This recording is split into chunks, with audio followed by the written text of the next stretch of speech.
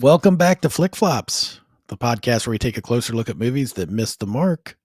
Today, Andy and I are discussing The Last Thing He Wanted, a 2020 film directed by Dee Rees and starring Anne Hathaway and Ben Affleck and Willem Dafoe. This movie is based on the novel The Same Name by Joan Didion. It was highly anticipated, but ultimately fell short of expectations.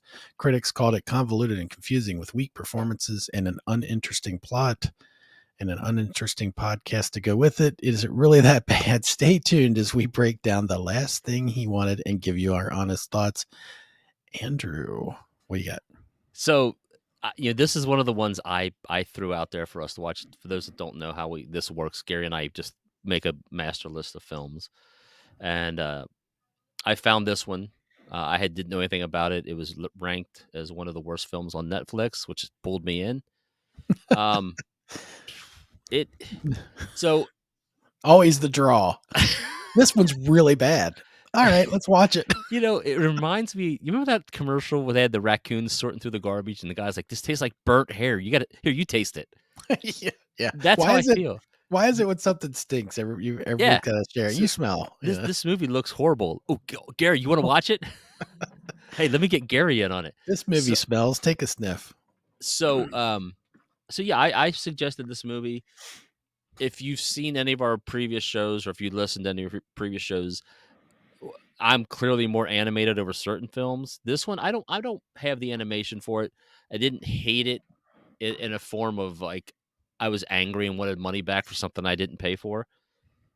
This thing had a budget of $100 million. That seems like a lot for what it is, but I'm assuming because it was shot on some locations and probably to pay the actors. I mean, again, you got Anne Hathaway, Ben Affleck, Willem Dafoe, Rosie Perez is in this thing.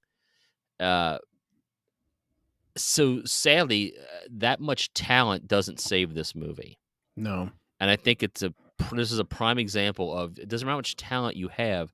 It all starts and ends with the story, the plot, and the script. This one, the script, I don't think is that bad. I didn't have any issues with dialogue. The plot is a little weird. I didn't stay with it. I didn't read the book. I was going to start with that. I did not read the book, so I don't know the source material. Yeah. So I don't know how close it is to the book. I don't know. Sometimes it starts with an idea from a book and then it becomes totally something different. So I don't know if this is the same vision of the author. Yeah. I mean, you read a lot of the reviews, a lot of them have the same thing where they talk about how the story just falls apart. I mean, one of my favorite reviews is by a guy named Tim Brayton for something called The Alternate Ending. And his review is simple as a movie whose main thing is that it's not interesting in any way. And I think that's about true. It's just it just doesn't seem to go anywhere. There's things that are unbelievable. I mean, again, movies have a way of being unbelievable. I don't expect this thing to be based in reality, but this one is kind of set in reality. It's not like a superhero movie where you have to accept that, a woman can turn into a cat. We want to talk a little bit about the plot at all, just to kind of give. I mean, so let's say somebody comes to this podcast, they're like, okay, I heard it's a bad movie. They're like, let me check this podcast out and just see what it's about. So it takes place in the 80s. Yeah, Reagan era. Yeah, and I just have a short little thing here. It's like one sentence. It's basically a veteran DC journalist loses the thread of her own narrative when a guilt-propelled errand for her father thrusts her from byline to unwitting subject in the very story that she's trying to break, which I think is actually a really good one-sentence synopsis of what the movie is. Yeah. That is what gets you in. You know what they left out? It's horrible to watch, though. Oh, yeah. They didn't mention that. Uninteresting. Well, in all fairness, I just asked for the plot. I didn't ask for an opinion. I didn't ask for yeah. So we watch bad movies, and this one I'm going to put up. It's a bad movie. Is it worth watching? Maybe. There's plenty of other movies worth watching. I mean, the thing that gets me is the Rotten Tomatoes score on this is it's 5% with the critics and 13% with the audience. Which, in contrast, Gary and I did an episode about Catwoman, and Catwoman was at 8% with the critics and 18% with the audience. There was no way in any universe, not even in Bizarro World, that Catwoman is a better movie than this. There's just not. People, that's, I know it's their opinion, but their opinion is wrong.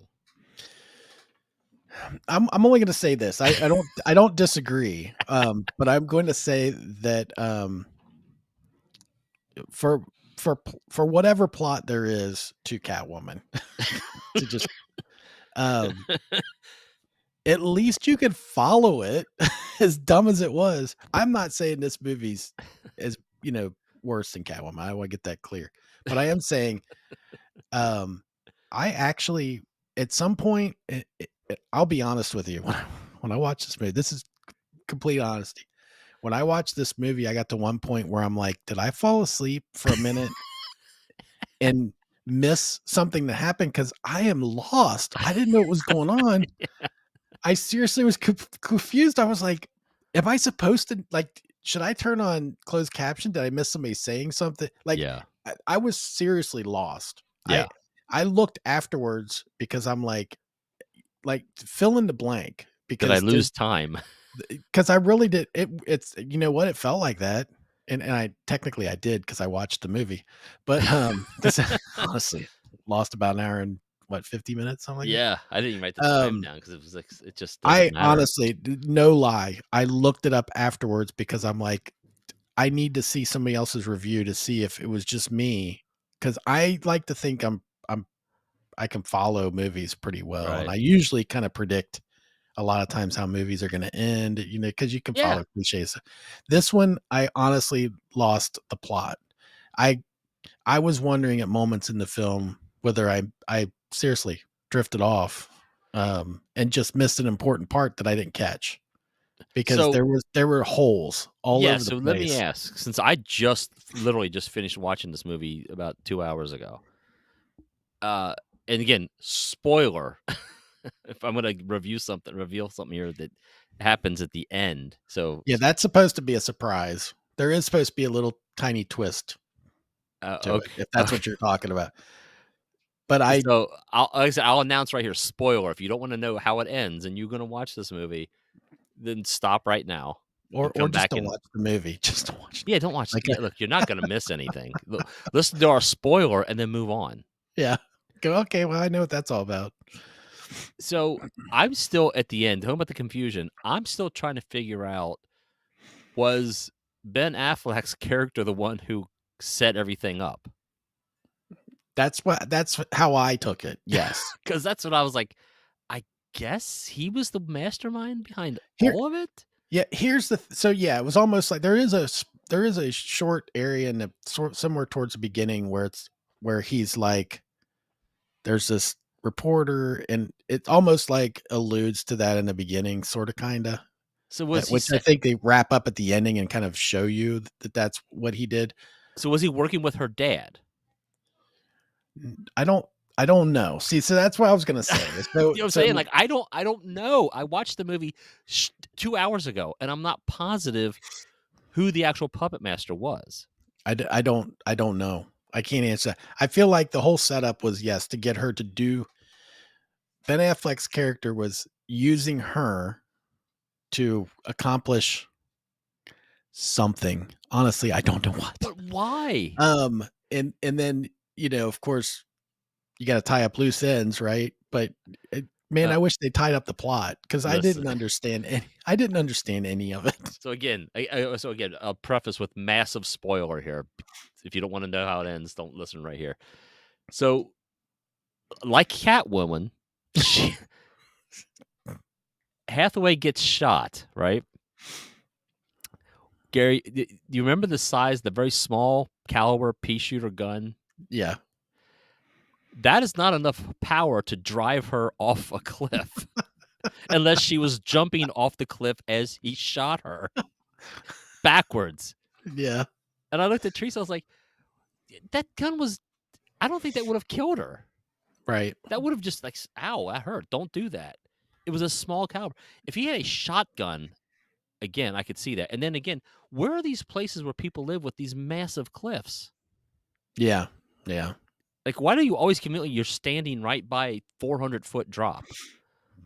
So Yeah, there were a few visual cues to let you know what was coming on that one, I think. Yeah, But, there was some stuff very easy. There was some telegraph stuff in that movie that I was yeah. like, this just seems like weak filmmaking to me, and maybe it's just I don't. Again, maybe I'm nitpicky. So Well, let's talk about real quick, because they do mention it in some of these things about the cinematography and everything. It was shot well, and the performances for yes, what they were great. It's hard to pick on that kinda stuff about this movie, unlike other ones that we've talked about. yeah. Um, I mean, I feel like all that stuff was great. So you've got all these great elements, and how is it that the script is just, like, it's super boring? I What mean, makes you it's think is the book that bad? yeah, I don't know, and good lord, I'm not gonna waste however many And if hours it it would take for was, me to then how read did that. it get adapted? Like, who picked up a mediocre book? You know, this needs to be made into a major motion picture. I from what I understand, people were looking forward to the movie, the fans of the book. So I guess there was some sort of following from the book. The book's from, like, '96. I think it was I'm 1996. interested. I might go to the bookstore and see if Um, I can find it and not read it. get the cliff notes. No pun intended with the cliff, but, Oh, well "How played, you sir. doing?" That's very punny. But, yeah, man, I really felt like you've got all these great elements, but what's the saying? Something like a sum of all the parts, however that's saying it. All these great elements do not make a great movie. Right. You've got all these great, you know, It like I gets said, back to the cinematography, script. great actors, all that stuff. Super lost the plot. Yeah. Um, I mean, the film's set in the what, like 83, 84, yeah. and the era, the way the film was shot, it felt like a 1980s movie. I had no problem with any of that. It Mhm. felt like you were in the 1983. The scenery was dated very well. One thing that I'll say that was in there, and it did kind of bump me just a little, was so there's a lot of smoking in this thing because at that time uh, in the world, smoking wasn't you didn't have to have warning signs. People smoked. It was something that happened. It wasn't a trigger point. What I Mhm. didn't like is it felt like 'cause I'm assuming Anne Hathaway does not smoke in real life, maybe she does. It didn't look like she was a smoker. It looked like it was a forced attribute to her character, and it didn't be needed to be there. It didn't move the needle at all in the movie, so I don't those things like that. Again, I know that's very nitpicky, but I'm like, "Why are we doing this? Like, why are you making her character such a smoker?" Unless it's a key part of the storyline, which I just didn't feel like it was to me. And again, I know that's nitpicky, but you know what I'm saying? Yeah. There's some stuff at the beginning too that I wish I'd have I didn't take any notes on this movie, I'll be honest. Yeah. I got so lost that I didn't even know what I would make a I notation on. I I just figured we'd wrote just down talk about it. smoking, and the one highlight I have of the movie, I'll get to when you're ready. Okay. So somewhere near the beginning, kind of the whole setup for this whole thing is Willem Dafoe's character's like, I guess he's starting to have dementia, or I is thought it was he? cancer. Is he? Like, he was talking about stuff where, it made it look like he was confused about it because he was off his meds or I don't know. But then he was in the hospital and she comes to see him and she realizes, no, the things he's saying are truthful. But I think that maybe was part of the whole, because it never feels like everything is a real detail. Yeah, um, you never know for sure if what he was telling her is right or not. And yeah. who's she going to meet? She's going to fly down and with these weapons or whatever and get money, and then she doesn't get the money, and then she's lost and running off. And that was another thing that didn't make sense to me either. Is there's a lot of parts where she's in a place and all of a sudden she has access to Ben Affleck. She goes and visits Yeah. him, and I'm like, Never I explained. yeah, I Who thought she was lost somewhere, and she's like, I don't know. That part was so confusing to me too, and that happened a lot. There's a lot of parts where she goes running off to see Ben Affleck. It's like, how is he there? Like, what? How did this? 'Cause Like, I he's thought like she, I think his character, he's like an assistant to the Secretary of State? yeah, something like that. Yeah, You're just hanging out in Costa Rica? yeah, really, And really crazy. like, when she takes the little car from the guy when they're out driving in the fields, and she steals the little Jeep from him, and Yeah, Yeah. she suddenly knows her way around Right. San Jose, Costa Rica, Yeah, and I'll find my way. she's not nervous or afraid. Right. Yeah. I get lost in downtown Cincinnati and I panic. You know what I'm saying? And she's just like, "Yeah, I just found a hotel and I'm doing this and I'm picking up the phone," and I go, Yeah, the "Okay." only thing I'll say about that is I think she was supposed to be an embedded journalist at some point, because in the very beginning when she's going around with Rosie Perez, and, like, Rosie Perez is, like, the photographer that goes on the trip with her, Well, and and is that where they were? Did I miss that? no, no, in the very beginning, I think they were, like, well, San I don't remember Salvador, I where think. they're at, somewhere, yeah, yeah, someplace where they were, like, well, Yeah. I thought the whole thing was a setup to the Contra Yeah, that's how thing I thought it too. was heading. Yeah, I thought it was gonna be a knock on the, Iran-Contra affair and, yeah, yeah, kind of a pick on Reagan type film, but right. I didn't necessarily get that. So, No, I don't think there's anything super clear about anything in the whole movie, yeah, really. That which I think is probably what everybody's complaint with it was right. there was a lot of really convoluted parts to it.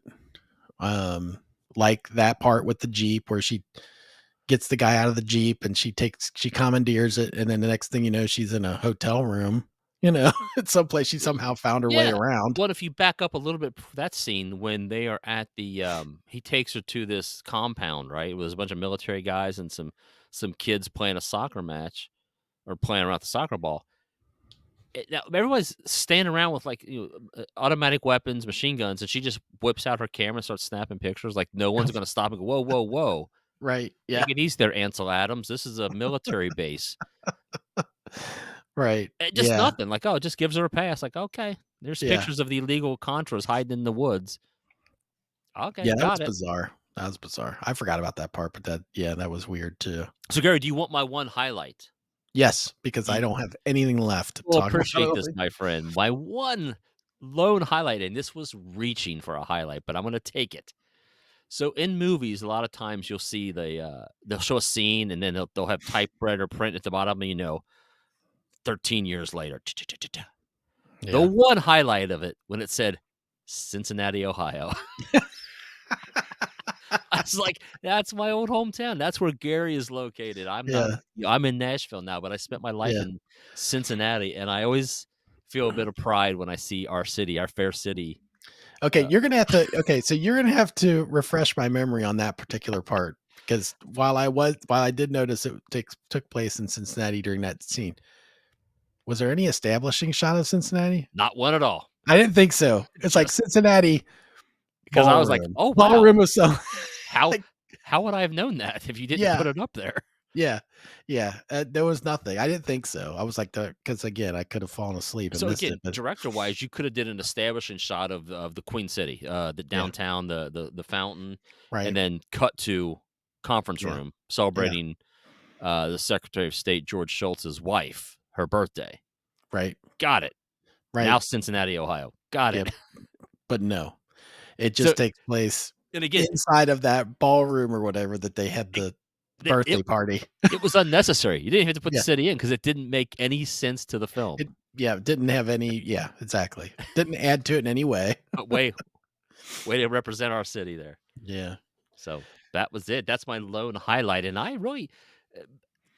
I have nothing else to say about the movie. I think I've spoiled enough for anybody that might still want to watch this film. I it's it's rated. Hang on, what was the thing I saw? Get out of my screen here. Let me find this one thing I want to put. Where's it at? I read it somewhere. I'm trying to find this one. Oh, real quick, some trivia. So this is actually, I think, at one time was rated the worst movie on Netflix streaming service. I don't know if that still stands, but that was Well, how could you even know now, I yeah. think all that stuff's kinda hidden anyway, so you don't really get a Yes. Oh feel yeah, for here that. it is. It's in my notes right here. So a couple of quick trivia things. And this would have made the film so much better for me. Ben Affleck replaced Nicolas Cage. Oh my gosh. How Who much, knows what kind of movie that would have been? dude? Nicolas Did Cage is like pepper for me. He's a seasoning that just makes you anything better. you never go, "No, no, that's enough pepper. Just a little bit more." I Oh, mean, you know what? Can I go? Can, can I go off on a tangent that has nothing to do with movies, real go, quick? man, Okay. go. Um, Tara made dinner the other day. This is my wife, Tara, Yeah, for those who. Tara made dinner the other night, and I don't want to pick on her cooking or anything, but she's like, I just whipped up. She's like, I had chicken, I had green beans, I had potatoes. I just put something together. sounds good. Sounds good. I've got a similar story that you'll like. And we can throw it in here because I mean we need to take up a little bit of time because the movie was just that It was untalkable. so I don't even it was bad got enough a that we didn't word. even write anything down. Just like I got Yeah, nothing to say here. Watch the because I movie or don't. I don't because care. I fell asleep, I think, and I'm still not sure. Gary blacked out. Anyway, she comes up, she goes, just eat it, like just eat my food, And I was like, okay, I will. So I That's made not a plate selling of it. it. That's not selling it well. I made a plate, and I said, Tara, um, you know me and pepper. I have always said pepper makes food great. Like I don't know what it is. Salt's okay. I love pepper. Okay. I just do. I said, I don't think I've ever I don't like I used to get coleslaw from Frisch's or something. I put a ton of pepper on it. I'm a pepper guy. All I've right. always said, I don't think that you can put too much pepper on stuff until now.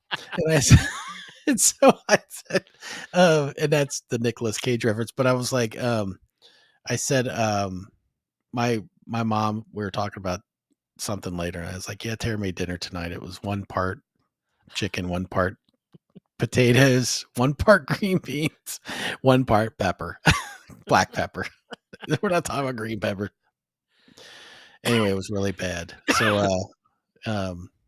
yeah, to sum up, pepper is my Nicolas Cage is my pepper. I don't He's like think you can get too much pepper. I could the other night, but normally you can't get too much pepper. in normal circumstances, you cannot get Nicolas enough Cage. Nicolas Cage.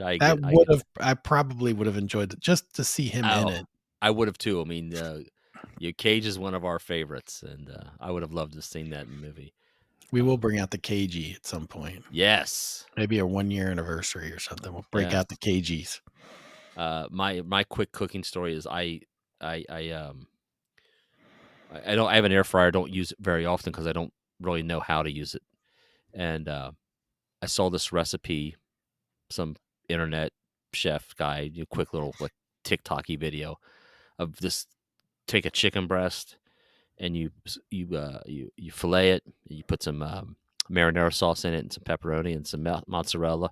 And you season it a little bit. And you put it in your air fryer for 17 minutes at 200 degrees. It still looked raw, so I cooked it a little more.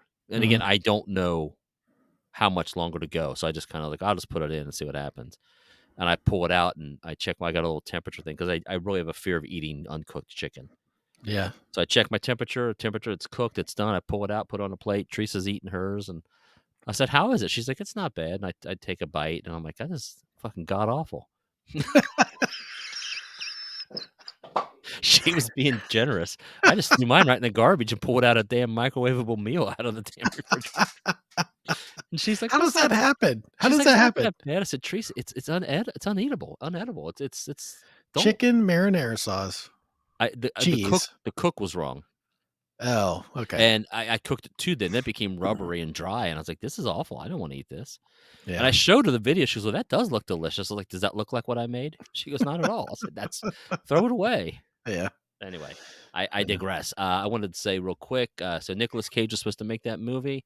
It is Interesting. infamously noted as being the lowest rated, most disliked movie on Netflix. Interesting. Um, so the challenge is now to find something worse than that. Um, again, Challenge accepted. Oh, wait. and you talk about the talent. This film includes 2 Oscar winners with Anne Hathaway and Ben Affleck, and 2 nominees with Willem Dafoe and Rosie Perez. But it goes to prove that you just can't make you can't make a pig any prettier than it is. You can't polish a turd. I don't know. You Yeah. can, but it's just not. So anyway, and then keep in mind that this is something the reference callback to the one of the movies we just reviewed. Ben and Anne both played DC characters. Ben played Batman, and Anne Hathaway played Selena in The Dark Knight Rises. Nice. So we got Nice that. little tie-in. I got that. I've got I just wanted to note that this is kind of what helped me understand once I watched the movie that I wasn't alone. Um, Entertainment Weekly, the last thing he wanted is a mess of a movie, a jumbled and incoherent pileup of scenes that fail to add up to a coherent story. That's Roger, fair. It's a yeah, fair assessment. RogerEbert.com. It's almost impossible to know what's going on for much of the film, which only becomes more frustrating as it goes along. That's perfect. I agree. I can't Yeah. make that any better. Yeah, I feel like that's what made me go, "Oh, I didn't fall asleep. I didn't nod off. It's I horrible. It's just that it's that bad of a movie, time warped." Yeah. Okay. So, So how do you rate this, Gary, on your scale? I mean, um, keep in mind, 1 is what you want. 1 is a good movie, right, 5 right, is a bad movie. right. I mean, bad, bad. I would have to go with probably 4 rolls of toilet paper on this. It was Mm, bad. It was not much to watch, but there is at least good performances and, you know, yeah, I can't give it the full rating of don't watch it. right. Um, I mean, I'm telling you not to watch it, but, I can't give it the full, like, this is not worth your time, because I feel like that leaves no ground for Right. for Catwoman and other movies to be worse, you know? So I would give it 4. I will give it, this is just now coming to me because I didn't put any thought to it. I'm gonna go with 3 poop emojis, only because, the acting is really good. Anne Hathaway, looks she does a great job. Perez does a good job. I love Willem Dafoe, so, Yeah. uh, I'll give it a 3. Would I tell anybody to watch it? No. But if you said, "Hey, have you seen this movie? Do you think I should watch it?" No, you shouldn't. But if you feel compelled, I don't think you'll be angry at the end. You'll just be confused, Yeah. and you'll come back and have the same questions like, "Who set all this up? And where's the Yeah. money? And And where why is there wha cocaine then instead of money?" And why wait, at what point did I accidentally nod off? Because yeah, I don't know what's going on. I don't know. I need to get my Garmin out to follow the script because I don't know where I'm at. I don't think that'll even help. Hey, Waze, can you help me get through this? So I give it 3 poop emojis, and I would flush it down. It's brown. Yeah, Flush it down. gotta flush it. Alright. Well, we closing out? Let's do it. Anything else? I got nothing Alright. else to add. Well, that's a wrap on our review of The Last Thing He Wanted. While this movie definitely had some issues and we found a few things to appreciate, very little. From Anne Hathaway's powerful performance to the stylish cinematography, there were moments that stood out, small caliber moments. Yeah. But overall, we agree with the critics on this one that it missed the mark. Thanks for tuning in to Flick Flops. We'll see you next time for another deep dive into a critically bad movie. Peace out.